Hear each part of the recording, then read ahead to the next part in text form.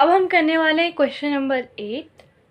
The following figure GUN and RUN are parallelogram, find x and y, length are in centimetres.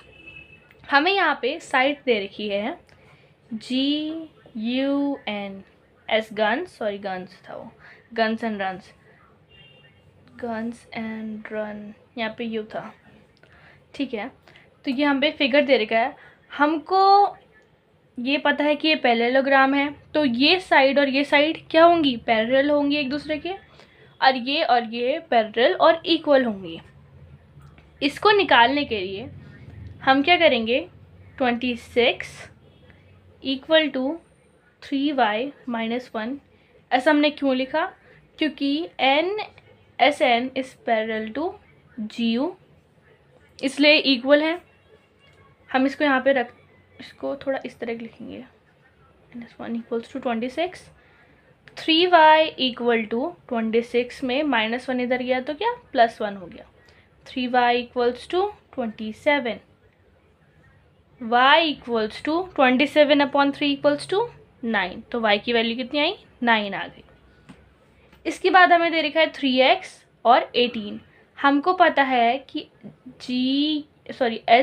SG क्या है, parallel है NU के। तो फिर यहाँ पे हम लिख सकते हैं 3x equals to 18, x equals to 18/3, x equals to हमारा 6 आ गया इस फिगर से, ठीक है। उसके बाद हम पे ये फिगर दे रखा है, ये एक पैरेललोग्राम है और जो इसके डायगोनल्स होते हैं ये एक दूसरे को कैसे इक्वली बाइसेक्ट करते हैं, मतलब ये इक्वल एंगल में काटते हैं। तो हमको पता है कि जो OS है ना वो क्या है, बराबर होगा OU के। OS ये वाली लाइन OU के बराबर होगी और RO बराबर होगी, और RO बराबर होगी ON के, ठीक है। तो यहाँ से हम निकाल सकते हैं, यहाँ पे हम लिख सकते हैं कि ये डायगोनल्स हैं और इक्वली बाइसेक्ट करेंगे। तो हम लिख सकते हैं y + 7 equals to 20, because diagonals of parallelogram bisect each other, ठीक है। तो यहाँ पे हमारा y इक्वल्स टू हमारा आ जाएगा 13, 20 - 7 इक्वल्स टू 13, y की वैल्यू आ गई है। दूसरा हम पे था x + y इक्वल्स टू 16, क्योंकि डायगोनल एक दूसरे को इक्वली बाइसेक्ट करते हैं और जो हमारा ON है वो इक्वल होगा OR के। यहीं पे भी हम यहाँ पे लिख देंगे OS होगा इक्वल OU के, ठीक है। तो यहाँ पे हम इसको यहाँ पे लिखेंगे x + y की वैल्यू अभी निकाली 13 इक्वल्स टू 16। यहाँ पे x की वैल्यू हो जाएगी 16 - 13 इक्वल्स टू 3। x की वैल्यू हम पे यहाँ 3 आ गई। क्वेश्चन नंबर 9 है हम पे। क्वेश्चन नंबर 9 है, in this figure both RISK and CLUE RISK and CLUE are parallelogram, find the value of x। हम पे ना यहाँ पे इस एंगल की वैल्यू निकालनी है, कितना है। हम पे यहाँ पे दो एंगल दे रखे, दो पैरेललोग्राम दे रखे हैं, एक इधर ऐसे, एक ऐसे और एक ऐसे, ठीक है। और एक दूसरे के मतलब ये ऊपर है, ठीक है। तो यहाँ पे हम पे K है, यहाँ पे हम पे R, हम इसको अभी अलग कर रहे हैं, ठीक है।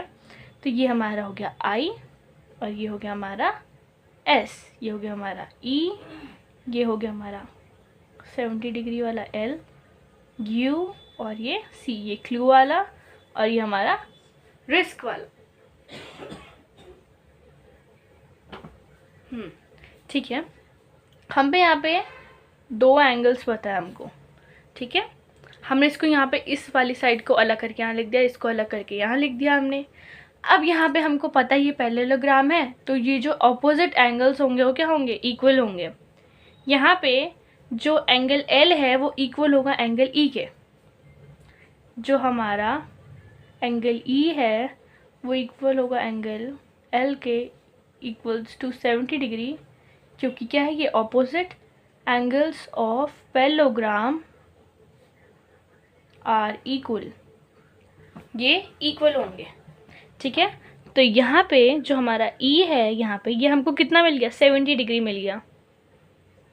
ठीक है, यहाँ पे हम पे है के और यहाँ पे हमारे पास 120 डिग्री। जो हमारा क्या बोलते हैं उसको, जो हमारे एडजेसेंट, ये दो हमारे क्या है, एडजेसेंट एंगल्स है हमारे के और एस। जो एंगल के है, यहाँ पे लिखते हैं, एंगल के है plus angle S equals to 180 degree, क्योंकि adjacent angles of parallelogram are supplementary. ठीक है, ये सप्लीमेंट्री 180 डिग्री का एंगल बनाएंगे, इनका सम, तो हम क्या करेंगे, इसको ऐड कर देंगे। तो हम पे आया 120 degree plus angle S equals to 180 degree. यहाँ से एंगल एस की वैल्यू मिलेगी, एंगल एस इक्वल्स टू हमारा आ जाएगा 180 माइनस 120 इक्वल्स टू 60 डिग्री। ठीक है, अब हम यहाँ पे देखेंगे हमें कितना मिल गया, 60 भी मिल गया। हमें x निकालना है, ये फॉर्म कर रहा है एक ट्रायंगल, तो हम क्या करेंगे, angle x plus angle s plus angle e equal to 180 degree by angle sum property. एक ट्रायंगल में क्या होता है, सारे एंगल्स का सम, इंटीरियर एंगल्स का सम कितना होता है, 180 डिग्री के इक्वल होता है। इसको हम इक्वल रखेंगे, इन दोनों का सम हम पे आ जाएगा angle x plus angle s और एंगल e का सम 70 प्लस 60 डिग्री। यहाँ पे 70 आना था, यहाँ पे 60 आना था, थोड़ा आगे पीछे हो गया, इक्वल टू 180 डिग्री।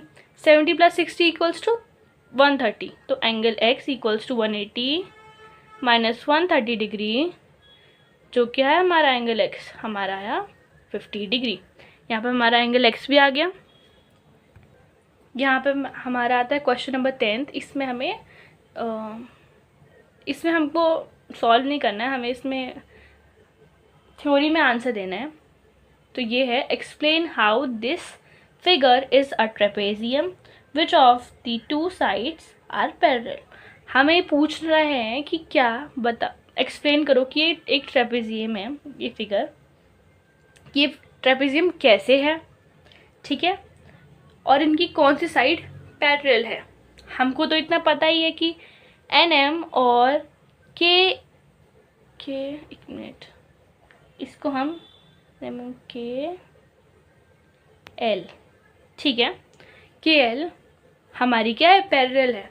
पर ये पूछ रहे हैं कि बताओ कौन सी साइड पैरेलल है और रीज़न दो। ठीक है, अभी इसको नहीं देखेंगे, सबसे पहले समझेंगे। तो जो हमारा एक एंगल हमको दे रखा है कि एंगल M और जो एंगल L है वो क्या है हमारा, वो हमारा 100 और 80 डिग्री है। ठीक है, हमको पता है कि जब कोई दो पैरेलल लाइन को एक लाइन कट करती है उसको हम बोलते हैं क्या, इसको हम बोलते हैं ट्रांसवर्सल। ठीक है, ट्रांसवर्सल बोलते हैं। इसके जो एंगल, जो यहाँ पे एंगल बनाते हैं पैरेलल लाइन के बीच में, ट्रांसवर्सल, इन दोनों एंगल का जो सम होता है वो होता है 180 डिग्री के इक्वल। तो हम क्या करेंगे, हम इसको लिखेंगे, तो ये बनाते हैं ट्रांसवर्सल।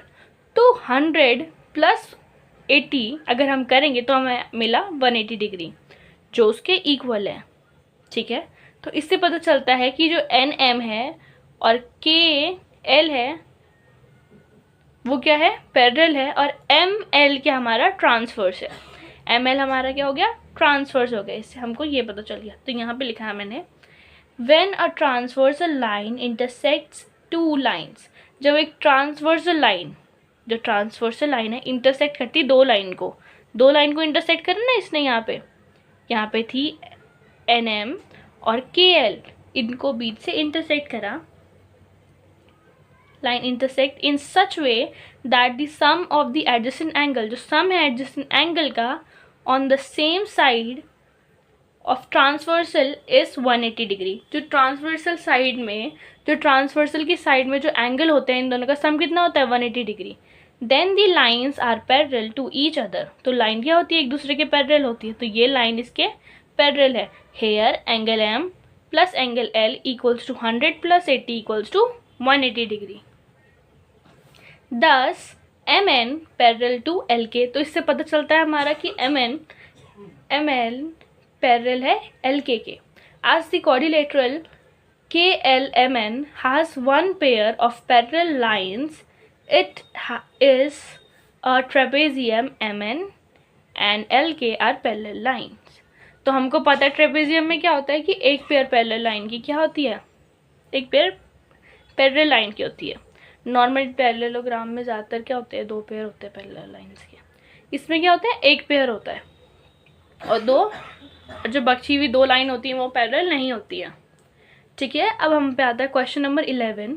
हमें यहाँ पे मेजरमेंट फाइंड करना है एंगल C का, इसका हमें मेजरमेंट फाइंड करना है और हमें दे रखा है कि AB पैरेलल है, यहाँ पे D होना था, AB parallel to DC। AB और DC क्या है एक दूसरे के पैरेलल है,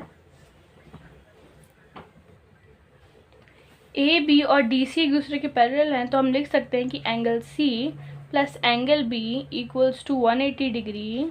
क्यों? क्योंकि DC parallel to AB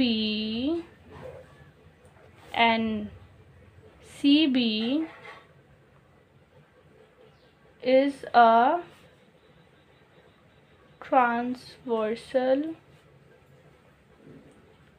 so sum of its adjacent angles are 180 degree. तो इसका सम कितना होगा 180 डिग्री के इक्वल होगा। तो angle C plus angle B, इसको दोबारा क्या लिखना है, एंगल C प्लस करेंगे angle B 120 degree equal to 180 degree. Angle C की वैल्यू हमें मिल गई 60 डिग्री। ये क्वेश्चन भी यहाँ पे हो गया। उसके बाद आ जाए question number 12। Find the measure of angle P, angle S, find the measure of angle P, angle S if SP, अगर हमारा SP पैरेलल है QR के, तो हमें इसका क्या निकालना है, मेजरमेंट निकालना है, भी अंदर वाला नहीं पड़ेंगे। ठीक है, हमें किसका मेजर ऑफ एंगल P, इसका एंगल P का मेजर निकालना है, एंगल P का मेजर निकालना है और एंगल S का मेजर निकालना है। अगर एक दूसरे की क्या है, ये पैरेलल है।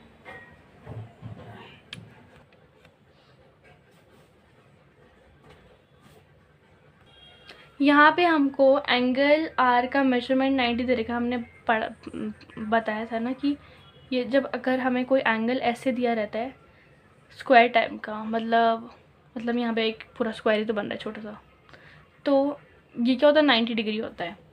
तो हम क्या करेंगे, angle S plus angle R equals to 180 degree होगा। क्यों होगा? क्योंकि जो हमारा SP है वो पैरेलल है किसके, RQ के। ठीक है, और ये हमारी क्या हो गई, एक ट्रांसवर्सल हो गई। SR is a transversal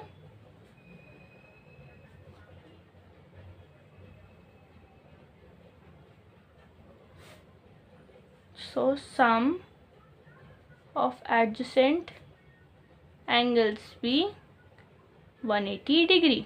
ठीक है, वो 180 डिग्री होंगे।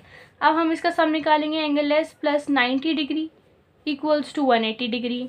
एंगल S कितना हो जाएगा, 180 degree minus 90 degree. Angle S equals to कितना है हमारा 90 डिग्री। एंगल S हमें पता चल गया कितना हो गया, 90 डिग्री है। ठीक है, अब हमें एंगल P निकालना है। तो एंगल P कैसे निकलेगा, एंगल P और Q क्या है, ये भी एडजेसेंट एंगल्स हैं हमारे, ठीक है। तो हम क्या करेंगे, angle P plus angle Q equals to 180 degree, क्योंकि हमें पता है SP पैरेलल है RQ के, और PQ हमारी क्या है, इज़ अ ट्रांसवर्सल, ठीक है। तो ये क्या होंगे, 180 डिग्री होंगे। अब हमने निकाला angle P equals to plus 130 degree equal to 180 degree. Angle P equal to 130 minus 180 equals to 50 degree आ गए हम पे। क्वेश्चन अंदर ब्रैकेट में क्या पूछ रहा है, if you find angle measurement of angle R, is there more than one method to find angle P। Angle P को फाइंड करने की क्या मोर देन वन मेथड है, तो येस है, क्योंकि एक तो हमने इसको यहाँ से ट्रांसवर्सल करके निकाल दिया, एडजेसेंट एंगल्स करके निकाल दिया एक तो यहाँ पे, या फिर अगर हमें एंगल P नहीं मिलता तो हम क्या करते हैं, सम कर देते हैं इन सब का, क्योंकि हमें पता है कोऑर्डिनेटेड के इंटीरियर एंगल्स का क्या होता है सम। किसी भी ऐसे टाइप के कोऑर्डिनेटेड का इंटीरियर एंगल का सम कितना होता है, 180 डिग्री होता है। अगर हम ऐसे करते कि 90 डिग्री मिल जाता हमको, 90 angle P plus 90 degree plus 90 degree plus 130 degree equals to 360 degree, sorry, इसका सम क्या होता है, 360 डिग्री होता है। इसको निकालते हम तो ये इक्वल हो जाता है 360 डिग्री माइनस 310, जहाँ पे हमको दोबारा के मिलता 50 डिग्री मिलता, ठीक है। तो इसके मोर देन 2 मेथड्स हैं।